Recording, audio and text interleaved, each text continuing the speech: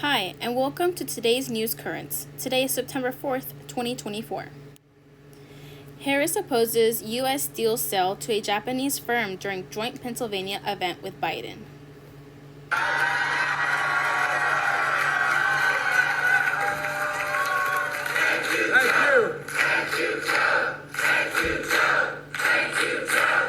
It really is all about the dignity of work.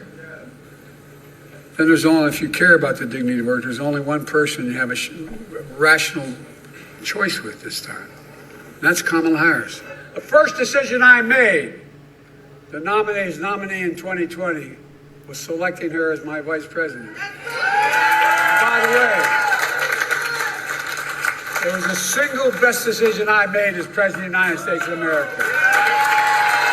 I promise you, if you elect Kamala Harris as president, it'll be the best decision you will have ever made. When union wages go up, everybody's wages go up. When union workplaces are safer, all workplaces are safer. When unions are strong, America is strong. And we will continue to strengthen America's manufacturing sector. And on that point, the president mentioned it. U.S. Steel is an historic American company. And it is vital for our nation to maintain strong American steel companies. And I couldn't agree more with President Biden. U.S. Steel should remain American-owned and American-operated. And I will always have the back of America's steel workers.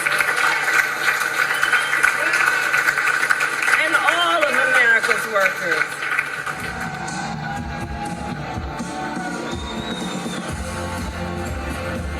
Union member? For the 5-day work week? You better thank a union member for sick leave. You better thank a union member for paid leave. You better thank a union member for vacation time. When unions are strong, America is strong.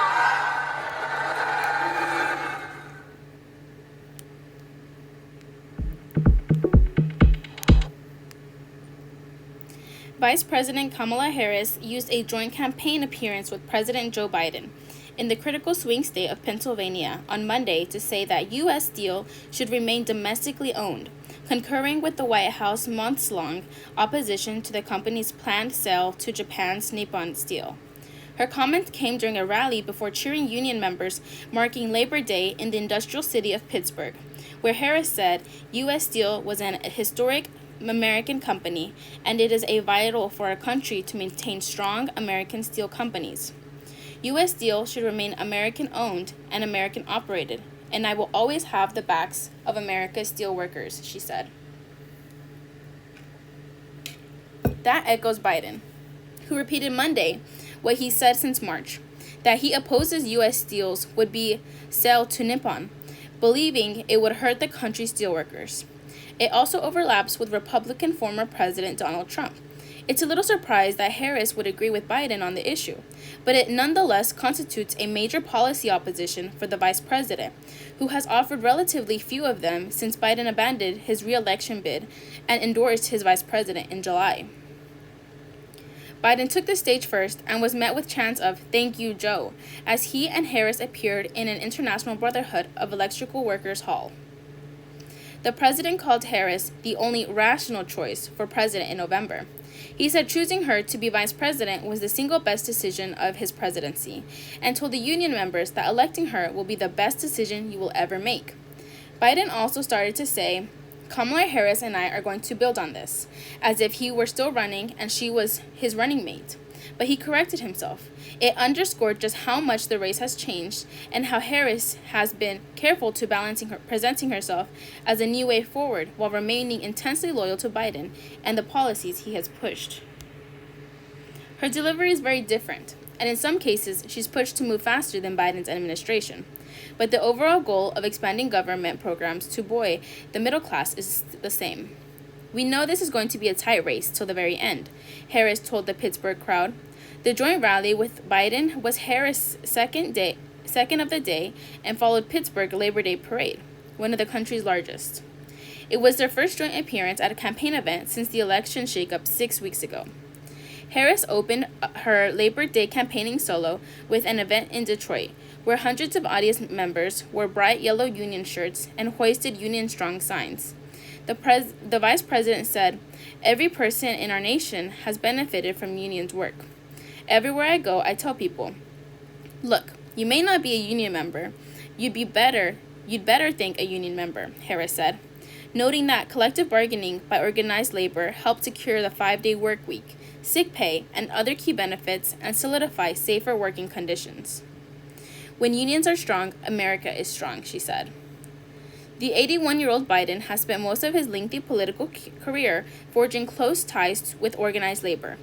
The White House said he asked to introduce Harris in Pittsburgh instead of the other way around, because he wanted to highlight her record for supporting union workers.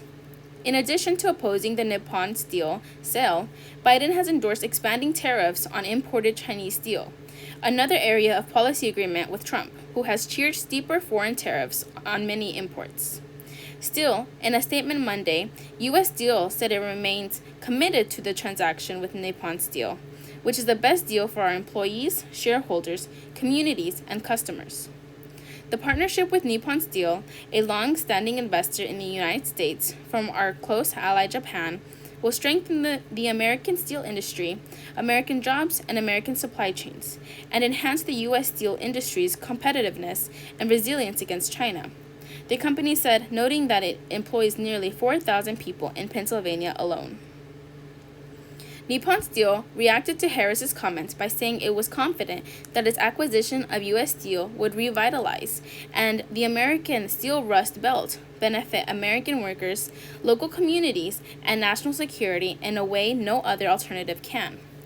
The Harris campaign released a statement countering that sentiment from David McCall, president of the United Steelworkers Union, who said Harris' opposition to the sale once again made it clear that she will always stand up for steelworkers. The 59-year-old Harris has sought to appeal its voters by positioning herself as a break from former President Trump's acerbic rhetoric while also looking to move beyond the Biden era. Harris' events feel very different from Biden's, which usually featured small crowds.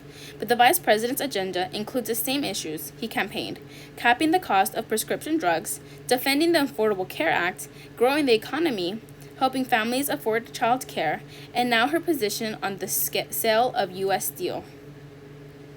The vice president has promised to work to lower grocery store costs to help fight inflation. She's moved faster than Biden in some cases, calling for using tax cuts and incentives to encourage home ownership and ending federal taxes on tips for service industry employees. But she's also offered relatively few specifics on major policies, instead continuing to side with Biden on top issues. Harris appeared on stage with Biden after the president addressed the opening night of last month's Democratic National Convention, but they had not shared a microphone at a political event since Biden himself was running against Trump. At that time, the campaign was using Harris mostly as its chief spokeswoman for abortion rights, an issue they believe can help them win in November as restrictions grow and health care worsens for women following the fall of Roe v. Wade. For more than 3.5 years, Harris has been one of Biden's chief validators. Now the tables are turned, as Harris looks to lean on Biden, a native Scranton, Pennsylvania, to help win the potentially decisive state. Although the vice president has appeared more forceful in speaking about the plight of civilians in Gaza, as Israel's war against Hamas there nears the 11th month mark, she has also endorsed Biden's efforts to arm Israel and bring about a hostage deal and ceasefire. Before she left Washington for Detroit, Biden and Harris met in the White House Situation Room earlier Monday with the U.S. hostage deal negotiating team. History will show what we here know. Joe Biden has been one of the most transformative presidents, Harris said in Pittsburgh. And as we know, Joe still has a lot of work to do. When the event was over, Biden and Harris rode back to the airport together in the presidential limo. Air Force One and Air Force Two subsequently took off within moments of each other to return to suburban Washington. Though the president and vice president never travel on the same plane for continuity of government reasons, just in case of an air emergency. You're so vain. but here's why that's a good thing. People often think that being vain is a bad thing that we should try to avoid. By looking at the argument of two 18th century philosophers, Jean-Jacques Rousseau and Adam Smith, political theorist Dr. Nat Rutherford suggests that vanity is not just good, but crucial if we want society to work. Are you vain? If you think that you're not, you should probably think again. Vanity is one of the most obvious modern vices. We sneer at people who think of themselves too highly, people who care too much about how they appear and what other people think of them. But most of us do care about what other people think of us, not just in terms of our physical appearance. Vanity isn't just an aesthetic concern, but about how we seem to other people. What does the world think about me? For Jean-Jacques Rousseau, the 18th century French philosopher, we only really became modern humans when we became vain. As societies developed, at some point between hunter-gatherers and the Enlightenment, Rousseau says that humans became capable of living only in the opinion of others. And so we get our self-worth solely from the value that others place in us. Rousseau distinguished between two types of self-love: l'amour de soi, the natural desire to worry about your own survival, and l'amour propre, the desperate need to shine in the eyes of other people, or, in other words, vanity. On this view, vanity was a product of living in society. Humans had become increasingly vain and incapable of independent self-assessment. The more they see one another, the less they can do without seeing one another more, Rousseau said. And you can see this when kids become adults and they go through their teenage years and they suddenly realize that they have a particular position or status within society.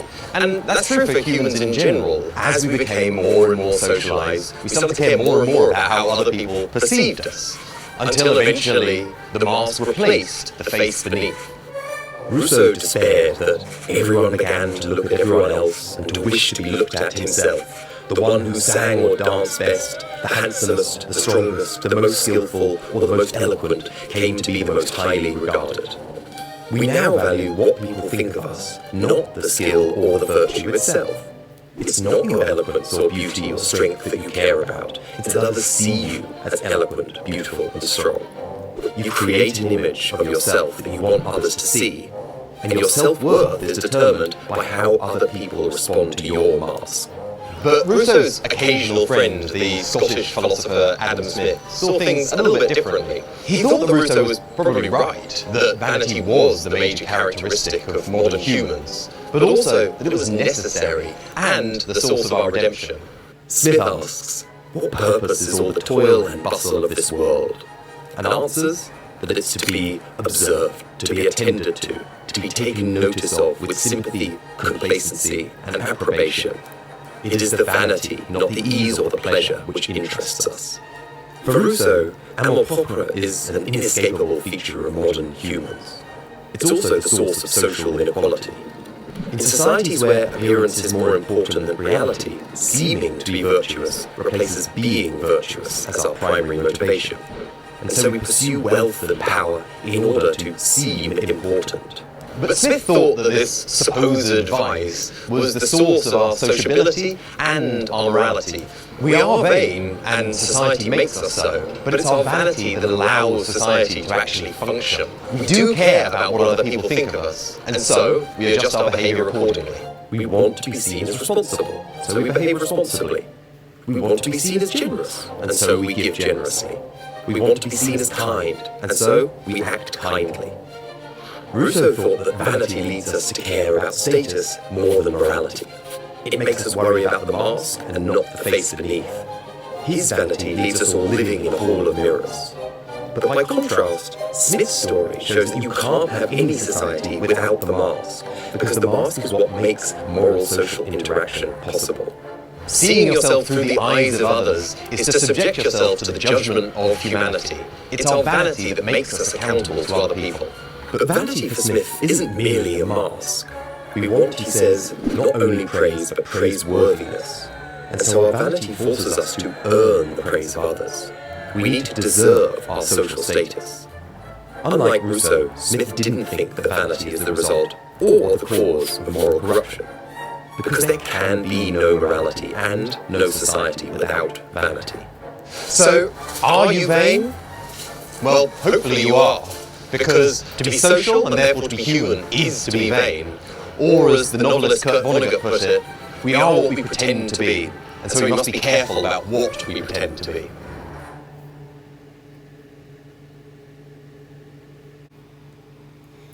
Titanic Research Dive reveals discovery, decay, and new photos. New images of the Titanic show part of the railing of the prow has fallen off. More than a century after the Titanic sank, the wreck is still offering up new discoveries to researchers. This summer, RMS Titanic Inc., the salvor in possession of the wreck, made its first unmanned dive to the site in 14 years. The expedition was armed with high-resolution cameras and scanning equipment and took more than 2 million photos of the Titanic. The goal was to image the wreck in the highest quality possible, and also to seek out artifacts for future recovery expeditions. James Benka is a researcher with the company, and he joined the nearly month-long expedition earlier this summer. He spoke with All Things Considered host Scott Detrow about the finds and the losses that the team discovered. Interview highlights. Scott Detrow says, "Your group is the official company that explores and preserves artifacts from the Titanic, and this is not the group's first expedition. It's been down there several times. What was distinct about this particular recent mission?" James Benka replies, "We haven't been to the wreck since 2010. It's been 14 years. So 14 years of technology, as we all know, is quite advanced from what we had back in 2010. What we were able to take down there, the cameras and the scanners, would make 2010's expedition look like child's play in terms of what we were able to learn from the wreck. What did it feel like? What was the moment like for you the first time you saw the wreck?" "I have been a hopeless Titanic enthusiast since I was 6 years old, and it never ceased to amaze me that I was that close to the wreck. Seeing the first images of the ship on a screen, it was emotional. There were a lot of tears in the room for a lot of us, even the people who've been there before." Detrow says, "Let's talk about some of the discoveries that were made on this trip.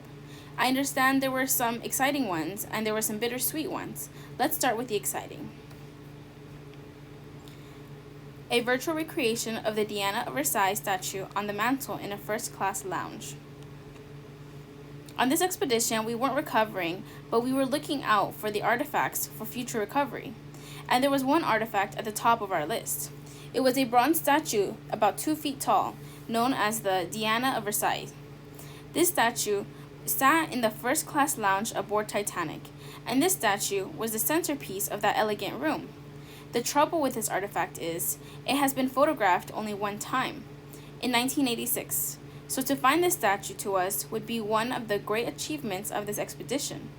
But the odds of finding it is truly a needle in a haystack that is 2.5 miles underwater in pitch black darkness. After many trials and errors, we did manage to find Diana and take her first photos in 38 years, and we found her with just hours remaining in the expedition. A new photo of the Diana of Versailles statue aboard the Titanic. Detrow says, "So on one hand, high-profile aspects of the wreck have been found and remain shockingly the same. But on the other hand, there was some evidence you gathered that some of the iconic aspects of the ship may be collapsing." Benka says, "Yeah, so everyone knows the famous James Cameron film, the 'I'm flying' scene, you know? 'I'm the king of the world.' That scene all took place on Titanic's iconic prow at the very, very point of the ship. We discovered when we reached the wreck last month that port side railing has fallen off. This is a very natural thing.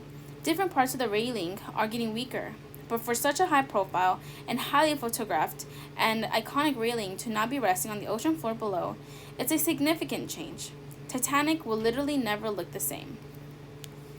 Detrow says, "There have been many shipwrecks throughout history. There have been many high-profile tragedies. There have been many of those things that have become big blockbuster movies. But there's something different about Titanic. What do you think it is that attracts people's imaginations in this way, yours or others?" Benka says, "You know, we are storytellers. We love a good story, and I would put Titanic's life and loss up against any great story, any Hollywood film, any great novel, a war story. Every single element of it lined up as if it was written for a Hollywood film. It is truly too good to be true, but the more you dive into Titanic, the more it becomes. Party of One. Restaurants are catering to a growing number of solo diners. I have so many friends. I love spending time with them, but I also like to have some time just by myself. And sometimes when going to a nice restaurant and having a very nice meal, I mean, it's very enjoyable just by yourself. There was certainly a period of time when there was no solo dining. Over the years, I've seen it become more and more popular, sort of as the stigma of dining alone has faded. But it's certainly accelerated post-pandemic. Seeing a single person sit in the dining room, enjoying the experience, going out of their way to have the experience, and they're there simply for the food and the service and the ambiance, makes me really happy. Yes, we could probably ring the cash register a little bit more if another person was sitting there, but I'm honored to have single diners in the dining room. Walk-ins and solo dining are a pair made in heaven, so it's a great way to get access to restaurants that are often very booked out or very popular. And when you're by yourself, I think you can notice so much more, right? About the ambiance, about the service that you're getting, about the food. You can order whatever you want, which as a mom often is not the case when I dine with my family. Solo dining historically has been at the bar, and we also see that activity very, very healthy. Bar seating is still very, very popular for solo diners or even groups. But we do see now that there are set tables for solo diners, right? You go into a restaurant where a few people might be dining by themselves in a section. We have selected a table at our restaurant that really captures the breadth of the restaurant. Situated in an area where people can see most of everything that's going on. One element that we like to incorporate is bringing the bar to them. So usually when you order a drink, it's crafted behind the bar, someone brings it to you. But for our solo diners, the bartender will come over, kind of show you the different components, shake the cocktail, and pour it for you tableside. And another really cool component is we have this little book, and guests will leave notes for the next guest who is joining us for the solo dining experience. I suggest to restaurants, if they want to invite the solo diners, please play nice music.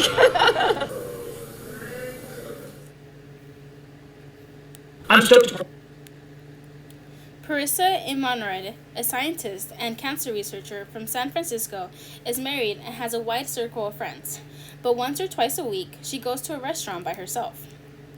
Imanred said dining alone gives her time to think or read. She tries not to touch her phone and relishes the silence. It's like a spa, but a different type, Imanred said during a recent solo lunch at Spruce, an upscale restaurant in San Francisco. Imanred isn't alone in her desire to be alone. In the U.S., solo dining reservations have risen 29% over the last 2 years, according to OpenTable, the restaurant reservation site. They're up to 18% this year in Germany, and 14% in the United Kingdom. Japan even has a special term for solo dining, ohirosima, which means alone, but with honorifics spoken both before and after the word to make parties of one feel less hesitant. In a recent survey, Japan's Hot Pepper Gourmet Eating Out Research Institute found that 23% of the Japanese people eat out alone, up from 18% in 2018. As a result, many restaurants in Japan and elsewhere are redoing their seating, changing their menus, and adding other special touches to appeal to solo diners. Even so-called family restaurants are increasing counter seats for solitary diners, and restaurants are offering courses with smaller servings so a person eating alone gets a variety of dishes, said Masahiro Inaki, a senior researcher at the Institute. OpenTable CEO Debbie Su thinks remote work is one of the reasons for the increase. With diners seeks respites from their home offices, but she thinks there are deeper reasons too. I think there's a broader movement of self-love and self-care, and really enjoying your own company, Sue said. The pandemic also made social interactions less feasible, and therefore less important while eating out, said Anna Matilla, a professor of lodging management at Penn State University who has studied solo dining. and smartphones help some restaurant patrons feel connected to others even when they're by themselves, she said. The social norms have changed. People don't look at solo diners anymore and think, you must be a loner, Mattila said. The growth comes as more people are living alone. In 2019, the Pew Research Center found that 38% of U.S. adults ages 25 to 54 were living without a partner, up from 29% in 1990. In Japan, single households now make up 1/3 of the total. That's expected to climb to 40% by 2040, according to government data. Increasing interest in solo travel, particularly among travelers ages 55 and over, is also leading to more meals alone. On a recent solo trip to Lucerne, Switzerland, Carolyn Ray was stunned when the hostess led her to a beautiful lake view table set for one, complete with a small vase of flowers. Ray, the CEO and editor of Journey Woman, a website for solo women travelers over 50, said that other restaurants have tried to seat her toward the back or pointedly asked if someone is willing to join her. Ray counsels women planning to dine alone to go somewhere else if they're treated rudely or given a bad table. It's almost like the world hasn't caught up with this idea that we are on our own because we want to be on our own, and we're independent and empowered, she said. We can go into any restaurant we want and have a table for one and feel good about it. Sean Singh, a Houston-based content creator and restaurant reviewer, said he eats alone about 70% of the time. If the idea of venturing out for a solitary meal is intimidating, he suggests going to lunch instead of dinner, when tables are usually more crowded with groups, or going early on a weekday. The best way to see a restaurant you've been wanting to see for a long time is definitely going solo, Singh said. If I go at 5 p.m. and alone, I haven't been denied at one place ever. Restaurants aren't always thrilled to see a single diner at a table that could fit more. A Michelin-starred London restaurant, Alex Dilling, at the Hotel Café Royal, caused a stir last year when he started charging solo patrons the same price as 2 customers. Its 8-course dinner tasting menu, which includes caviar and Cornish squid, cost £215, or $280 per person. The restaurant, which has only 34 seats, didn't respond to a request for a comment, but its website doesn't allow reservations for less than 2 people.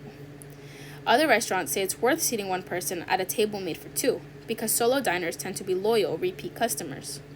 While there may be a short-term loss there, I think we're kind of playing the long game and establishing ourselves as a place that's truly special, said Drew Brady, Chief Operating Officer at Overthrow Hospitality, which operates 11 vegan restaurant concepts in New York. Brady has seen an increase in solo diners since the pandemic and says they're evenly split between men and women. At the company's flagship restaurant, Avant Garden, they made up as much as 8% of patrons. In response, the restaurant teamed up with Lightspeed, a restaurant tech and consulting company, to develop a solo dining program. Avant Garden now has a spacious table designed for solo diners, with a $65 4-course menu fashioned like a passport to enhance the sense of adventure. If solo diners order a cocktail, a bartender mixes it tableside. Mattila at Penn State said restaurants might want to consider additional changes. Her research has found that solo diners prefer angular shapes in lights, tables, or plates. For example, to round ones which are more associated with the connectedness of groups. They also prefer slow tempo music. Jill Weber, the founder of Sojourn Philly, a Philadelphia company that owns 2 restaurants and a wine bar, says she adds a communal table at special events, like wine tastings, so individuals have a place to gather. She also doesn't offer specials designed for 2. Weber, who is also an archaeologist, loves dining alone when she is traveling. There's something about not having to agree on where to go and everything that goes with that. You have the freedom to stay as long as you want, order what you want, and sit with those things, she said. It also feels brave sometimes.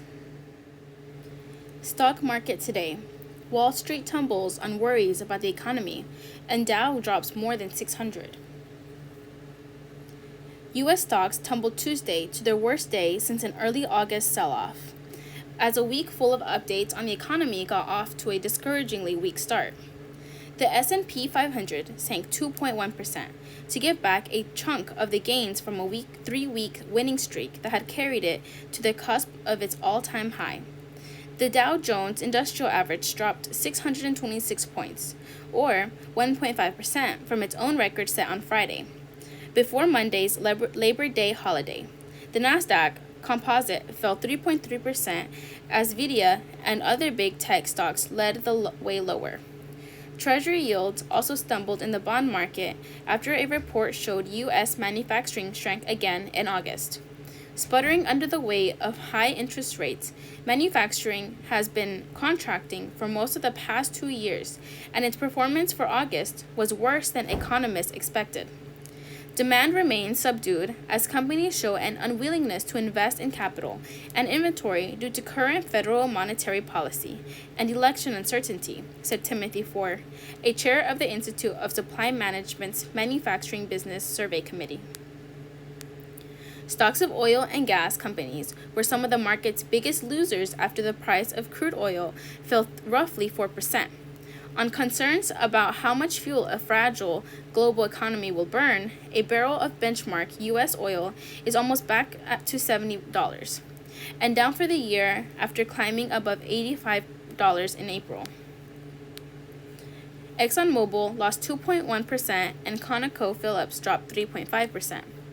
Similar worries about a slowing U.S. economy and a possible recession had helped send stocks on a scary summertime swoon in early August. It briefly knocked the S&P 500 nearly 10% below its record set in July, but the financial markets quickly rebounded on hopes that the Federal Reserve could pull off a perfect landing for the economy. The Fed appears set to lower interest rates later this month in hopes of easing conditions for the economy and avoiding a recession after earlier jacking its main interest rate to a 2-decade high to beat high inflation. Other reports due later this week could show how much help the economy needs, including updates on the number of job openings U.S. employers were advertising at the end of July and how strong U.S. services businesses grew last month. The week's highlights will likely arrive on Friday, when a report will show how many jobs U.S. employers created during August. The jobs report has once again become the main event for the stock market each month, taking over the updates on inflation, according to analysts of Bank of America. Many traders are anticipating the Fed will deliver a full percentage point of cuts to interest rates this year, which is a recession-sized amount, Gonzalo Assis and other economists and strategists wrote in BofA Global Research Report. The strength of the jobs report, or lack thereof, will likely determine the size of the Fed's upcoming cut. According to Goldman Sachs economist David Mericle, if Friday's data shows an improvement in hiring over July's disappointing report, it could keep the Fed on course for a traditional size move of 0.25 percentage point. But if Friday's report is weaker, it could drive the Fed to deliver an outsized cut of a high percentage point, with the federal funds rate's current range of 5.25% to 5.50%, Mericle said. While the cuts to rates are generally boons to investment prices, a recession could more than wipe out that benefit by dragging down corporate profits. On Wall Street, U.S. Steel fell 6.1% in the first trading after Vice President Kamala Harris said Monday that she opposed the company's planned sale to Japan's Nippon Steel. The Democratic presidential nominee's comments, which echo President Joe Biden's position, came after Nippon Steel Corp said last week it would spend an additional $1.3 billion to upgrade facilities in Pennsylvania and Indiana on top of the previous $1.4 billion commitment. Nippon Steel also reiterated that it expects the transition to close by the end of this year, despite ongoing political and labor opposition. Nvidia was the heaviest weight by far on the S&P 500, and after falling 9.5%, its stock has been struggling even after the chip company topped high expectations for its latest profit report. The subdued performance could bolster criticism that Nvidia and other big tech stocks simply soared too high in Wall Street's frenzy around artificial intelligence technology. All of the stocks that have come to known as the Magnificent Seven, which accounted for the vast majority of the S&P 500's return last year and early this year, fell at least 1.3%. Still, it wasn't a complete washout on Wall Street. Nearly 30% of the stocks within the S&P 500 climbed, led by those that tend to benefit the most from lower interest rates. That includes dividend-paying stocks, as well as the companies whose profits are less closely tied to the ebbs and flows of the economy, such as real estate stocks and makers of everyday staples for consumers. All told, the S&P 500 fell 119.47 points to 5,528.93.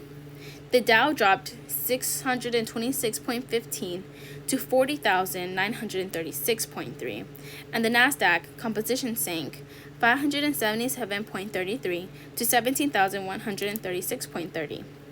In the bond market, the yield on the 10-year Treasury fell to 3.84% from 3.91% late Friday. That's down from 4.70 in late April, a significant move for the bond market. In stock markets abroad, indexes were lower across much of Europe and Asia. Worries were also growing about the resilience of China's economy, as recently disclosed data showed a mixed picture.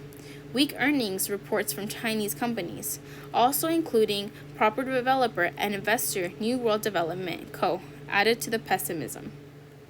Trial expected to focus on shooter's competency in 2021 Colorado supermarket massacre. She was murdered. She was murdered March 22nd, 2021 at King Soopers along with 9 other people. Maybe she wanted to get married. I know she had a serious boyfriend. Maybe she wanted to have kids. Maybe she wanted to travel the world. And all of those choices were taken away from her. This is pretty much Ricky's life story. In some pages here. Funny picture of Ricky, a little personality eating her first birthday cake. And, my dad up here, the proud grandpa of his first grandchild. And, just showing that little Miss Innocent girl that she was. I was in the shower. And I heard my mom scream, that there was a shooting at King Soopers. Of course, we were glued to the TVs and, waiting for, I guess, the final answer was grueling. My feelings on the trial is it's about damn time. It's been 3.5 years. I've said this from the get-go. All of these symptoms, all of this diagnosis, none of this happened until he was incarcerated. Further proof was shown in court last week in the hearing, of the body cam footage, where he was coherent and answering questions and not delusional. I hope he goes to prison for the rest of his life, and then he'll serve the real penalty when he has to meet God and answer for killing 10 people.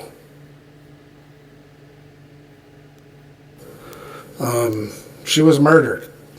She was murdered March 22nd, 2021 at... A man sitting in his van after fixing a coffee machine inside a supermarket in the college town of Boulder was the first person killed. In just over a minute, 9 more people died in a barrage of gunfire inside and outside the store in 2021. As the shooter targeted and pursued people who were moving, survivors fled out of the back of the store to escape the bullets. For more than an hour, others hid in shelves, checkout stands, and offices. Ahmed Al-Alawi Elisa, then 21, surrendered after being shot in the leg by a police officer in the store, emerging wearing only his underwear and repeatedly asking officers to call his mother. His attorneys don't dispute he was the shooter, but why he carried out the mass shooting remains unknown, as his trial is set to begin this week. Public questioning of potential jurors began Tuesday, with opening statements expected before the end of the week. Alyssa is charged with 10 counts of first-degree murder, 15 counts of attempted murder, and other offenses, including having 6 high-capacity ammunition magazine devices banned in Colorado after previous mass shootings. The closest thing to a possible motive revealed so far when a mental health evaluator testified during a competency hearing last year that Alyssa said he bought firearms to carry out a mass shooting and suggested that he wanted police to kill him. Robert Olds, whose 25-year-old niece Rikki Olds was the manager Alyssa fatally shot at close range near the entrance, plans to sit in his usual spot in the front row throughout the trial. He has sometimes wished Alyssa had just died in the attack, but he has also held out hope that he would one day learn why his niece, known for her sense of humor and outgoing personality, and the others were killed. He has become less hopeful of that, but is certain Alyssa knew what he was doing. I hope he goes to prison for the rest of his life, and then he'll serve the real penalty when he has to meet God and answer for killing 10 people, he said. The trial is expected to focus largely on Alyssa's mental state at the time of the shooting. He was diagnosed with schizophrenia and pleaded not guilty by reason of insanity. His lawyers argued he would be acquitted because his mental illness prevented him from being able to tell right from wrong. The defense argued in a court filing that his relatives said he irrationally believed that the FBI was following him, and he would talk to himself as if he were talking to someone who was not there. However, prosecutors point out Alyssa was never previously treated for mental illness and was able to work up to 60 hours a week leading up to the shooting, something they say would not have been possible for someone severely mentally ill. Alyssa's trial has been delayed because experts repeatedly found he was not able to understand legal proceedings and helped his defense. But after Alyssa approved after being forcibly medicated, Judge Ingrid Bach ruled in October that he was mentally competent, allowing proceedings to resume. Prosecutors will have the burden of proving he was sane, attempting to show Alyssa that he knew what he was doing and intended to kill people in the store. Authorities have not explained why Alyssa bypassed a King's Soopers near his home in the Denver suburb of Arvada and drove about 15 miles to the chain store in Boulder, a city he had never visited before the shooting, according to the defense. Prosecutors have presented evidence that, in the months before the shooting, Alyssa had researched things like how to move and shoot with an assault rifle and what kind of bullets are the most deadly. One court documented noted without elaboration that he searched for information about the Christchurch attacks, an apparent reference to the live-stream shooting attack by white nationalists on the two mosques in Christchurch, New Zealand, that killed 51 people in 2019. Alyssa immigrated from Syria with his family as a toddler. He lived with his family in Arvada, where they owned a restaurant. The only known problem Alyssa had before the shooting was an incident in high school in 2018, when he was convicted of assaulting a fellow student, according to police documents. A former classmate also told the Associated Press that Alyssa was kicked off the wrestling team after yelling he would kill everyone following a loss in a practice match. A sister-in-law who lived in Alyssa's home told police that he had been playing with what she thought was a machine gun 2 days before the shooting, before two relatives took it away, according to court documents. Several of Alyssa's relatives are listed as potential witnesses for the defense during the trial. Both sides will rely on experts to testify about his sanity, possibly including videos of their interviews with Alyssa, said defense lawyer Karen Stanhauser, a former prosecutor and a University of Denver law professor. If jurors don't believe Alyssa was legally insane, they could also consider whether his mental illness prevented him from being able to act with deliberation and intend and find him guilty of second-degree murder instead, she said. A sanity evaluation done by experts and the state mental hospital found Alyssa was legally sane at the time of the attack, according to details provided by the defense in a court hearing this spring. According to the defense, the evaluators found the attack would not have happened but for Alyssa's untreated mental illness, which attorney Sam Dunn said was schizophrenia that included auditory hallucinations. Old said he is bracing himself to learn more horrific details about the shooting, including surveillance video not previously shown in public. But he said having the trial behind him will help him and many of the families finally grieve what they've lost, he said. There's no such thing as moving on. It's finding other ways to live without your loved one, he said. Anything that can be built can be taken down. The largest dam removal in U.S. history is complete. What happens next? The Klamath River is free of 4 huge dams for the first time in generations. But for the Yurok tribe, the river's restoration is only just beginning, starting with 18 billion seeds. Brooke Thompson has been fishing on the Klamath River ever since she could stand up in a boat.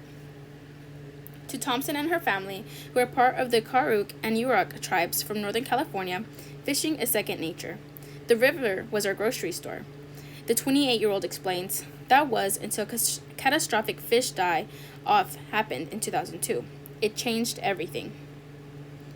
Thompson remembers, we'd always had plenty of food up until then. As a 7-year-old, the salmon were almost as big as me, and I saw thousands of their bodies piled up on the shoreline. I smelled their rotting flesh. It was apocalyptic. The Yurok Reservation sits on the final 44 miles of the Klamath River before it meets the Pacific Ocean, a remote strip of land where there is one convenience store attached to a local gas station. Pre-contact, the territory spanned more than 1 million acres. The tribe relies on the river and the land for sustenance, and the oral history of the Yurok tribe, which extends back thousands of years, there was no record of anything like this ever happening before. Since time immemorial, nothing like this had ever happened to us. A whole generation of salmon died on that one day, said Thompson. Low water flow from the Iron Gate Dam, one of 4 of the lower Klamath River, was found to be a substantial causative factor, a report from the Yurok Tribal Fisheries Program found. A decades-long fight. The dams have been a point of contention for the tribe, who have been campaigning for their removal since the 1990s. The river is the lifeblood of the Yuroks, and the salmon are family. The death of the salmon means the death of our entire way, Thompson says. Everyone is connected. Taking these dams down is a life or death situation for us. We were told it was never going to happen, that it was foolish to even ask for 1 removal. We were asking for 4, Brooke Thompson. Finally, at the end of August 2024, after years of negotiating and decades of activism, the last dam fell, reopening more than 400 miles of river in what is the largest dam removal project in U.S. history. It's hoped that salmon numbers in Klamath will improve significantly as the river runs freer. This is decades and decades in the making, says Thompson. We were told it was never going to happen, that it was foolish of us to even ask for 1 removal. We were asking for 4. The Klamath Basin covers more than 12,000 square miles in southern Oregon and northern California, and was home to the J.C. Boyle, Copco 1, Copco 2, and Iron Gate dams, all owned by Pacific Corp, an electric utilities company. The Klamath was one of the 3rd largest salmon-producing rivers on the U.S. West Coast before the construction of the dams blocked fish from accessing almost 400 miles of critical river habitat for almost 100 years. Fall Chinook salmon numbers plummeted by more than 90%, and spring Chinook by 98%. Steelhead trout, coho salmon, and Pacific lamprey numbers also saw drastic declines, and the Klamath tribes in the upper basin have been without their salmon fishery for a century, since the completion of the Copco 1 in 1922. The situation became so bad that the Yurok tribe, who are also known as the Salmon People, began importing Alaskan salmon for their annual salmon festival, traditionally held to celebrate the first return of fall Chinook salmon to the Klamath River. The dams also had a severe impact on water temperature and quality. Growth of toxic algae behind 2 of the dams resulted in health warnings against water contact. It was painful, said Willard Carson, a Yurok elder who is known as a river warrior and as part of the intergenerational campaign. All of those years seeing our river damaged like that.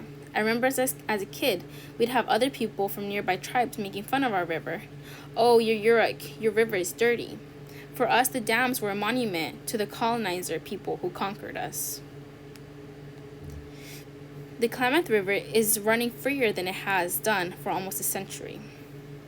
Removing the dams has been a rocky road, thanks to the number of tribal, local, state, and federal stakeholders and the cost of removal, estimated at $450 million. In 2022, the go-ahead was finally given to remove the dams. 12 years after the original agreement to pave the way for the project was signed in 2010. Oregon and California agreed to shoulder joint liability, and in October 2023, the first dam came down. The removal was a victory, says Carlson, although he isn't fully celebrating yet. We're still having to be cautious because our resources are still under threat. The water that initially rushed downwards was dirty and smelly, say the tribe, and debris had been piled up behind the dams for decades, suddenly was dislodged and brought downstream. But even in the few months since its first dam was removed, they've noticed a difference. A couple years down the road, once the river has been able to repair itself, we'll begin to see healthier fish runs, said Oscar Genshaw, a Yurok tribal member and fisherman. You can definitely see already the river is starting to do its own thing, and that's the best thing for us, letting the river do what it needs to do, because it knows that it needs to repair itself. By 2061, it is estimated that the Chinook salmon population will have recovered by an average of 81%. Restoring the land. But something that does need a helping hand and in the restoration of the 2,200 acres of land that is above ground for the first time in a century following the emptying of 4 reservoirs. Removing the dams is one thing. Restoring the land is quite another, said Thompson, a civil engineer and part of the crew working on the restoration project, which is being managed by Resource Environmental Solutions, an ecological restoration company. Collecting the sheer quantity of seeds needed to replenish the newly exposed land was a daunting task. Preliminary planning started back in 2011, and in 2021, the Reservoir Action Management Plan, a detailed 260-page document, was published by the Klamath River Renewal Corporation, the nonprofit entity performed to manage the entire dam removal project. The document gave us our targets and has kept us on track, says Joshua Chenoweth, a senior riparian ecologist for the tribe who was hired to manage the revegetation project. Between 2018 and 2021, seed collection crews, many of whom are tribal elders, were hired to harvest native seeds by hand in preparation for the dam removal. They collected 98 species and around 2,000 pounds of seeds. The seeds were then dispatched to specialized nurseries, which propagated them en masse and sent the seedlings to storage facilities, where they were kept until the time came for them to be planted. The total of 18 billion native seeds were propagated, more than 66,000 pounds worth, each species selected for a purpose to retain sediment, to prepare the soil for other plants, for cultural uses, or to be a food source. Wheatgrass, yarrow, lupine, and oak trees, an important cultural species for the Yuroks, and a keystone species to name a few. It was an extremely complicated process, says Chenoweth. Everything we introduced had to be genetically appropriate, sourced from nearby watersheds. It's quite a process to work out what species you need, how many seeds you need, and how long you need to grow them for to get the seeds you need.